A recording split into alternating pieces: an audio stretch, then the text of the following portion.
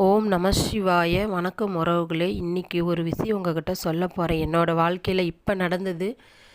அது எந்த அளவுக்கு நீங்கள் உண்மைன்னு எடுத்துக்குவீங்களோ தெரியாது. ஆனால் அது உண்மை, சத்தியமான உண்மை. இதுக்கு சாட்சி இந்த சேலம் சோனேஸ்வரர் தான். என்னான்னு பார்த்தீங்கன்னா, இன்றைக்கி ஞாயிற்றுக்கிழமை மாத பூஜை. சேலம் சோனேஸ்வரர் கோயில்கிட்ட வந்துட்டு அதுக்கு பேக் சைடில் தான் இருக்குது வள்ளலார் மடம், வள்ளலார் கோயில். அங்கே நாங்கள் போய் வள்ளலாருக்கு பூஜை பண்ணாங்க இன்றைக்கி சிறப்பாக.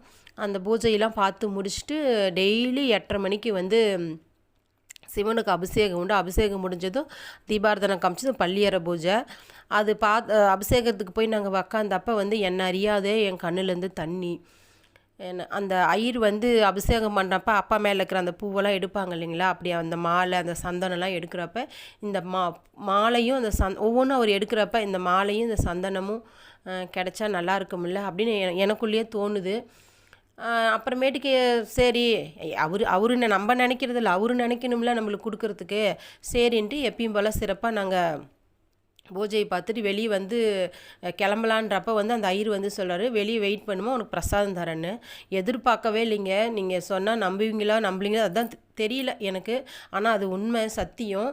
நான் வந்து மாலை வேணும்னு நினச்சதுக்கு மாலை கொடுத்துட்டாருங்க. அதுக்கும் மீறி வந்து அந்த அப்பா நெத்தியில் வச்சுருக்கிற சந்தனம் வேணும்னு ஆசைப்படுறதுக்கு அந்த சந்தனங்க, அதையும் தாண்டி அவர் மேலே அபிஷேகம் பண்ண அந்த தீர்த்தம் கிடச்சிருக்குதுங்க, பன்னீர் தீர்த்தம். அது மட்டும் இல்லாமல் எலுமிச்சை பழம் கொடுத்துருக்காங்க, மாங்கல்யம் தாலி கொடுத்துருக்காங்க, தாலி கயிறு, மஞ்சள் சரடு.